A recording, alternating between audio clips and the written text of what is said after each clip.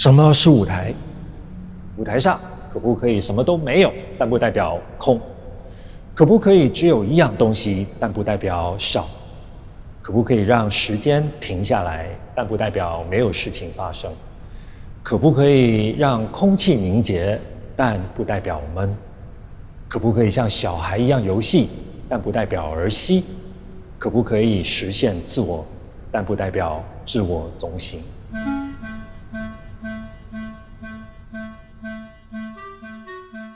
我是林华，第4季什么是舞台？我们为大家带来的这位德国舞台美学家，就是现身说法，以可以还有可以来回答上面所有问题的卡特琳·布拉克 （Katrin Brack）。当卡特琳·布拉克只把一种元素放置在一出戏剧的全部空间里，最明显的效果是观众看到什么，那个什么便会以本来面目来照见观众。什么是舞台上的本来面目？听起来有点抽象，用比喻来说，就像月亮可以映照在湖面海面之上，也可以是水滩水沟之中。然而月亮就是月亮，有时反射的是当下的思绪，也有时候反射的是被埋藏久矣的感受，或深或浅，或直接或间接，都可以透过卡特琳·布拉克的单一视觉元素，叫人百般感受浮上心头。现代剧场之所以在很多时候是被看成另一种教堂的原因，是因为在这个实体空间当中，人们总是在寻找一个无形的、更高位阶的、更超越性的力量。许多人在现实当中所遭遇的有形问题，都会在走进这个空间之中，看着一个无形的或者是象征的事物，例如十字架，而感受到有所寄托、有所倾诉的对象，以致许多人到了教堂，与其说是在听道，更有可能是希望诉苦，或者精确地说，有人可以为他说出心里的痛苦。自己心里的痛苦，为什么不能由自己表述出来呢？会不会是因为痛苦的背后虽然有着客观的因素，然而也有很多不为人知的部分呢？且之所以不为人知，恰恰就是来自不想让人知道的，有关自己的，可以用阴暗面来形容，或者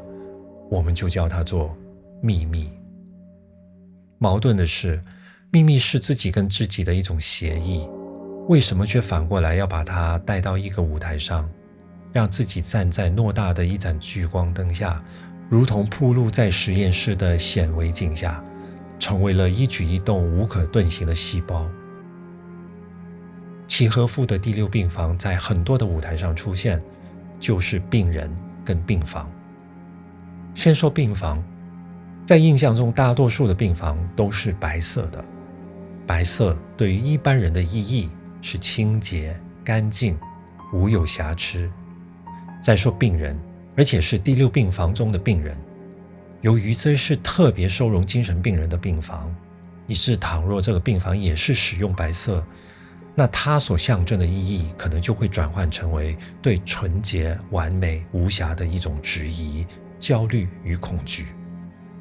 但是在卡特琳·布拉克为蒂米特·戈契夫导演的第6病房所设计的舞台上，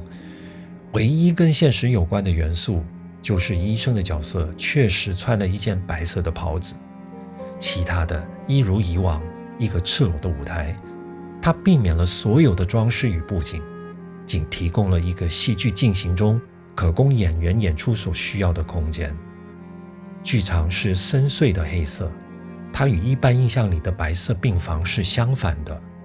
在这个空间里，协助叙述故事的就是在演员头上一座又一座的舞台聚光灯。聚光灯跟十字架，现代剧场跟教堂，病人跟观众，如果不是因为有某一种的思维去把它们连接起来，第6病房便不过是契诃夫在33岁时写下的一篇短篇小说。它是小说，不是剧本，故此他没有清楚地标注什么时候是第一幕，什么时候舞台上观众应该看见什么。这给了后来把它改编成舞台剧的创作者莫大的选择空间。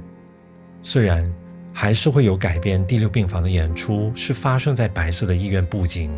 演员身上也是以白色的病服为主，这样做也可以被看成是忠于现实。只是要问的是，原著只是一个故事呢，还是它也可以是我们阅读现实的一种媒介呢？第六病房发表于1892年的11月，迪米特·戈契夫所执导的第六病房首演于2010年的2月。正在讨论这部作品的我们身处2025年，这3个年份已经提供了足够的时空背景上的差异，让第六病房的阅读意义有着很大的诠释空间。可是诠释的出发点再不同，卡特琳·布拉克还是在他的设计里，让整个故事的结构与精神在最没有装饰的情况下穿透了时代与时间的隔阂，给我们一种还原了本来面目的感受。小说是从形容医院的环境开始，第一个登场的角色是看守人，在描写这个人物的样貌与身材之后，马上我们会读到看守人的特色。这种人在人间万物当中最喜欢的莫过于次序，他们确信他们的职责就是揍人。他打他们的脸，打他们的胸，打他们的背，先碰到哪儿就打哪儿。他相信若不这么做，这儿的次序就不能维持。通过这个人，我们走进了第六病房，然后看到房间里面一共有5个人，除了一位是出身上层阶级，其余都是小市民。这时候故事终于展开了，展开的方式就像看电影的时候，随着镜头的移动，缓缓地从一个病人挪移到另外一个病人。过程当中有一些角色的故事描述的比另外一些来得详细，就好像有一些角色所得到的镜头是特写。故事的细节就像他脸上的毛孔跟细纹，巨细靡遗地被看见。讲到这里，卡特琳·布拉克把舞台聚光灯作为舞台上唯一的视觉元素，便不言而喻了。小说的叙事方法是通过舞台聚光灯与角色的关系来建立，其中之一是当谁在讲述他的故事时，他就沐浴在灯光下，也就是观众的焦点里。这时候他就是绝对的主角，因为他成为了当下唯一的叙述者。当故事到了另一个人的身上，他又会成为另一盏灯下的唯一的叙述者。别的角色可能会在他的周围徘徊或者伫立，可是主客的次序非常明显。灯光在第六病房不纯然只是灯光，它代表了站在它下面的病人不只被看见，而是成为一个倾诉者，可以被聆听。被聆听的意义在于可以表达感受，以致可以被同理。被看见、被理解、被接受，再进一步的被爱，都是人性最核心的需求。这种需求也不只是在第六病房的病人才能体会。吊诡的是，这些在现实中被忽略的需求，往往是被通过从集体所认可的仪式来补偿。所以本来在个人需求中，那一些要被看见、被聆听、被理解、被接受的渴望，反而更被压抑，隐藏在集体之中。也就解释了为什么有好多的不满足，总是在人的内心躁动，造成了精神上的压力。而到了今天，这些需求早已化为数据、图表，用来谋划策略、行销。触目所及，仿佛都在告诉人们，这里就有及时满足的补偿。最快的补偿带来最快的满足，那就是当一个人不用去到剧场，不用站到舞台中间，